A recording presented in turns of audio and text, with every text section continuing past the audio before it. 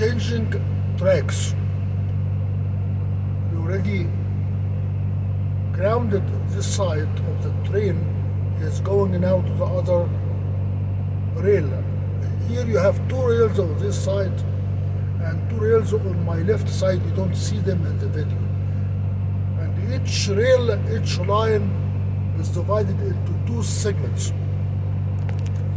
So here you will have 4 segments. On the other side you will have another 4 segments. And each segment is about 28 containers, 28 rail cars. You see it now split. You move over to the next rail.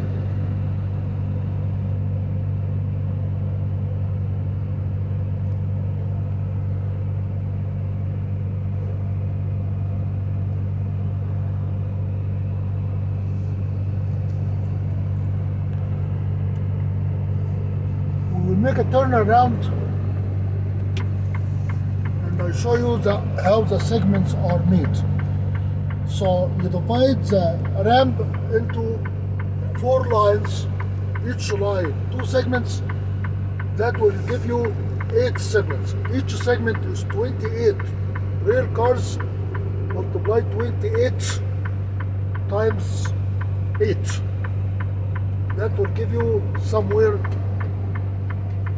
20 times 8. That will give you 160. And 8 times 8, that's 64. That will give you about 200 rail cars. That is how you split a freight train into pieces in order to be able to load and unload. If you don't do that, if you don't do this process, the train was going to be 2 miles long.